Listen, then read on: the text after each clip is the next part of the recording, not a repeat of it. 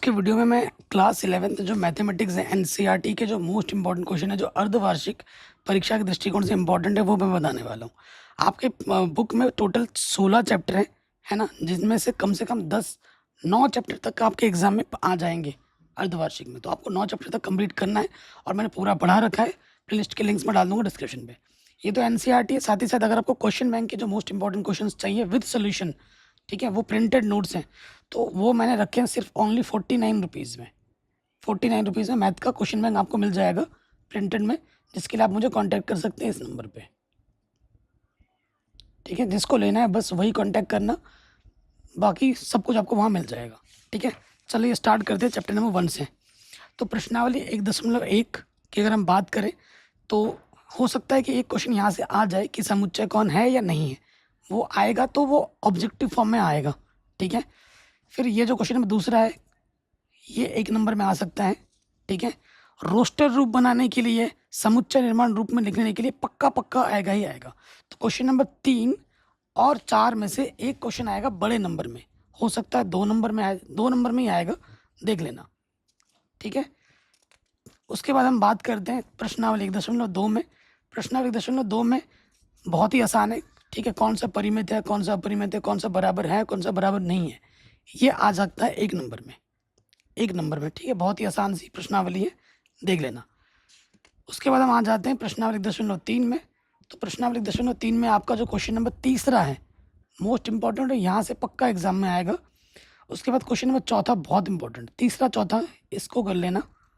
ठीक है, 7वां 1 नंबर में इंपॉर्टेंट है, ये हो गया। उसके बाद वेन डायग्राम बनाने के लिए एग्जाम में प्रश्न आ जाते हैं, और ये जितने भी अभिक्रिया हैं, गुणधर्म है, ये ना, ये ऑब्जेक्टिव में आ जाते हैं। 1 नंबर में आ सकता है, लिखने के लिए आ सकता है, तो इनको देख लेना। 1.4 में आ जाओ, 1.4 में आ जाओ। 4 में आपका आ जाता है यूनियन निकालने के लिए बोलेगा, सम्मिलन निकालने के लिए बोलेगा। ठीक है, जैसे कि क्वेश्चन नंबर आपका हो जाएगा दूसरा इंपॉर्टेंट है, दूसरा हो गया। उसके बाद छठा इंपॉर्टेंट है, छठे में से कोई सा भी एक पार्ट आपसे पूछ सकता है। नवा, ये इंपॉर्टेंट है। ठीक है, यहाँ से आ जाएगा। और ये जो वेन डायग्राम है ये भी आपको एग्जाम में बनाने के लिए पूछ सकता है। ठीक है, उसके बाद संयुक्त और संयुक्त 1 नंबर में आ सकता है, यहाँ से देख लीजिएगा, 1 नंबर में संयुक्त और संयुक्त। फिर ये गुणधर्म है, ये ऑब्जेक्टिव में आ जाते हैं, मैं बार बार बोल रहा हूँ, इनको देख लेना ऑब्जेक्टिव में, या फिर फिल इन द ब्लैंक्स करके भी आ जाता है। फिर आ जाइए क्वेश्चंस करने के लिए। तो क्वेश्चन नंबर चौथा इंपॉर्टेंट है 1.5 में, और 5वां इंपॉर्टेंट है। ठीक हो गया। 1.6 आपके सिलेबस में नहीं है, इसको आपको नहीं पढ़ना है, तो और विविध भी इनसे क्वेश्चन नहीं आते तो इसको भी स्किप कीजिए। संबंध एवं फलन वाले चैप्टर में आ जाते हैं। संबंध एवं फलन वाले चैप्टर में 2.1 प्रश्नावली का पहला क्वेश्चन आएगा ही आएगा, 100%, हर साल आता है। तीसरा क्वेश्चन इंपॉर्टेंट है। ठीक है जी, तीसरा हो गया। छठा क्वेश्चन इंपॉर्टेंट है, ठीक हो गया। उसके बाद आ जाते हैं उदाहरण नंबर 7वां, ये इंपॉर्टेंट है, 7वां हो गया। 2.2 में आ जाते हैं। 2.2 से पहले उदाहरण नंबर 9, ये इंपॉर्टेंट है। 2.2 में पहला क्वेश्चन मोस्ट इंपॉर्टेंट है। 5वां क्वेश्चन मोस्ट इंपॉर्टेंट है।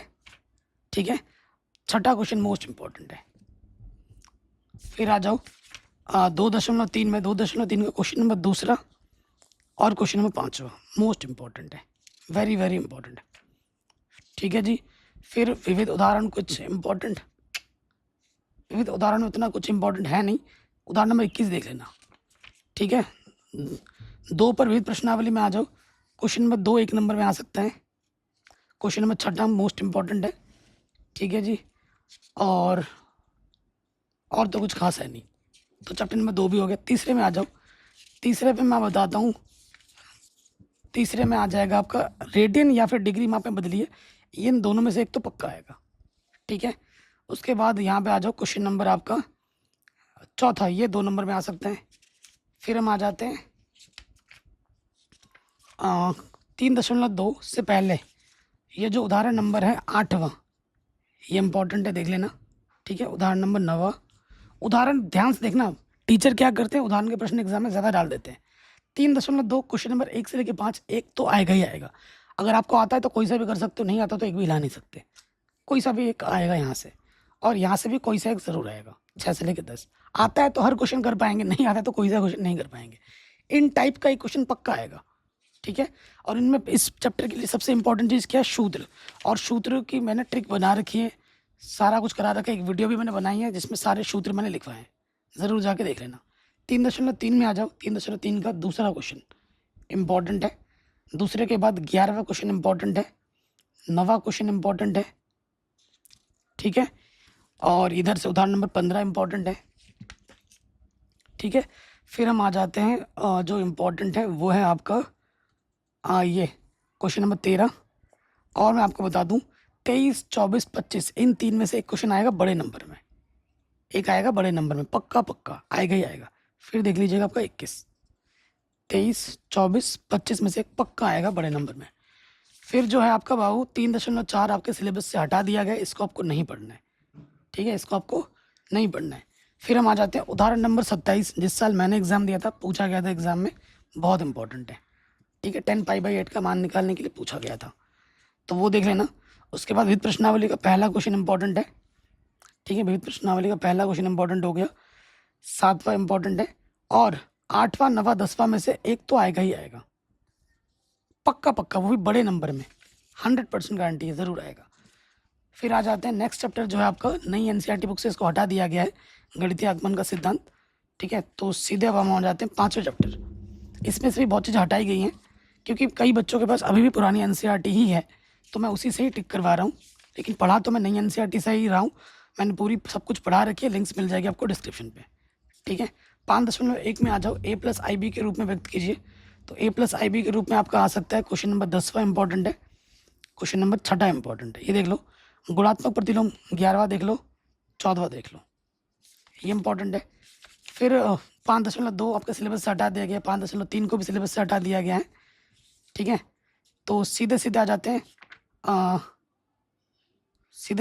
विविध प्रश्नावली पे।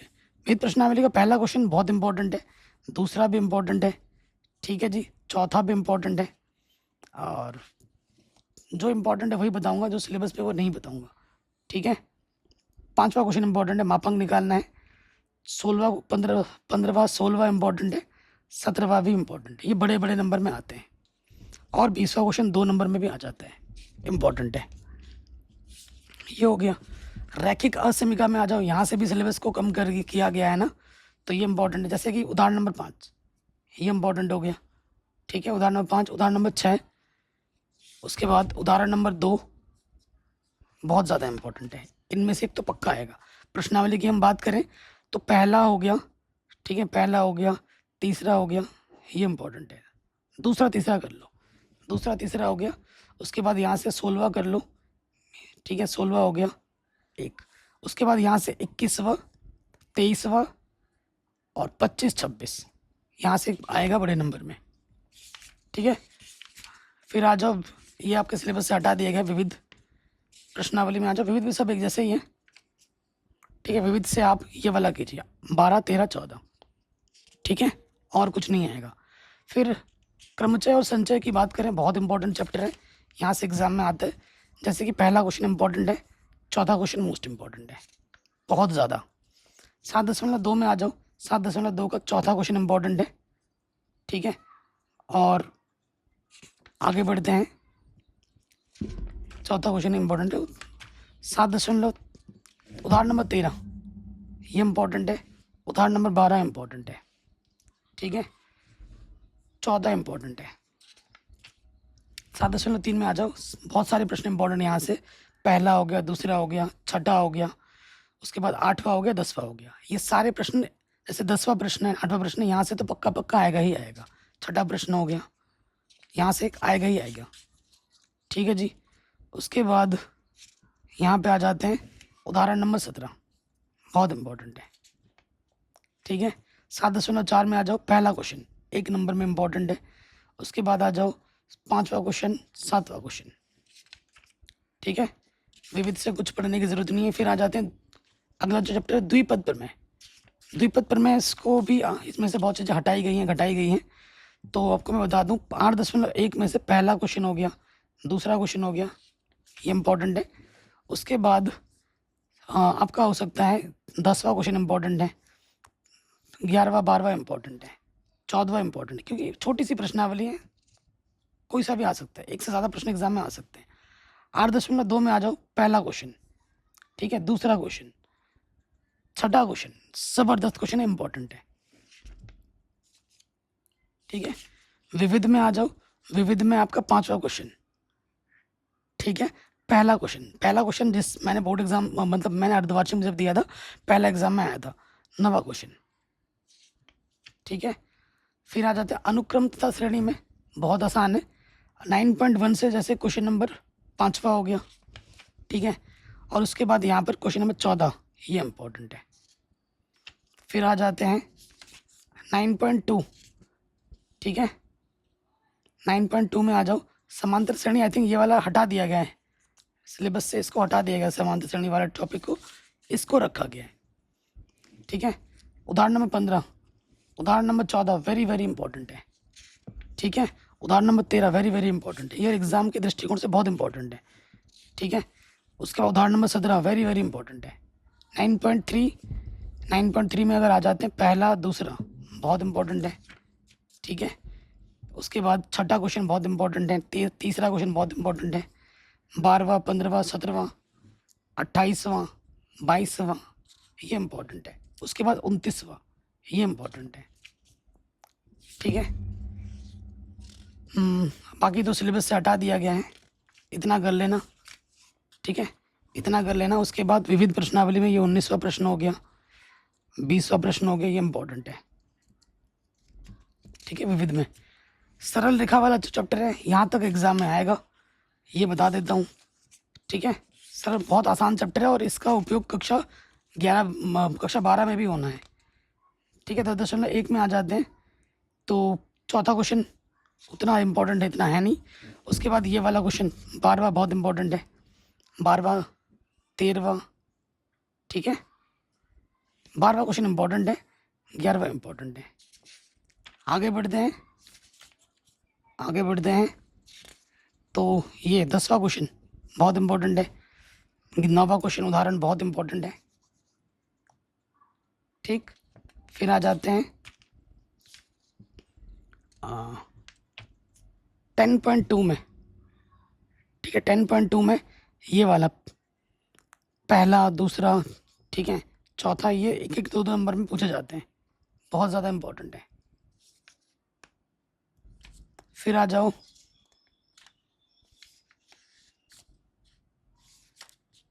10.3 में, 10.3 में आपका आ जाएगा 5वां क्वेश्चन इम्पोर्टेंट है, ठीक है, दूसरा क्वेश्चन इम्पोर्टेंट है। उसके बाद 8वां 9वां ये मोस्ट इम्पॉर्टेंट है। उसके बाद ये जो 8वां क्वेश्चन है, 18वां क्वेश्चन है, वेरी वेरी इंपॉर्टेंट, ये एग्जाम में बार बार आता है, ठीक है जी। 14वां 15वां इंपॉर्टेंट है, ठीक है। विविध में आ जाते हैं, विविध में 13वां क्वेश्चन हो गया, 12वां क्वेश्चन हो गया, 7वां क्वेश्चन हो गया, ये ज़्यादा इंपॉर्टेंट है, ठीक है। तो इतना क्वेश्चन आप एनसीईआरटी का ज़रूर बनाएं, उदाहरण पे विशेष ध्यान दीजिएगा, ठीक है। और कोशिश कीजिएगी, जो मैं क्वेश्चन बैंक आप अगर परचेस करते हो वहाँ पे बहुत सारे क्वेश्चन मिल जाएंगे विद सोल्यूशन, प्रिंटेड नोट से, हैंड रिटन नहीं, मैं बार बार बोल रहा हूँ। और कोशिश कीजिए कि आपके स्कूल के जो विगत वर्षों के प्रश्न पत्र हैं 3-4 साल के, उसको ज़रूर लगा लेना। अगर आपसे हो रहा है तो अच्छी बात है, नहीं हो रहा है तो मुझे भेज दो, मैं उनको सॉल्व करवा दूंगा। बाकी मैंने पूरा सब कुछ पढ़ा ही रखा है, प्लेलिस्ट चेक कर सकते हैं, डिस्क्रिप्शन चेक कर सकते हैं। चैनल पर नए तो प्लीज़ वीडियो को लाइक शेयर ज़रूर करें। जय हिंद।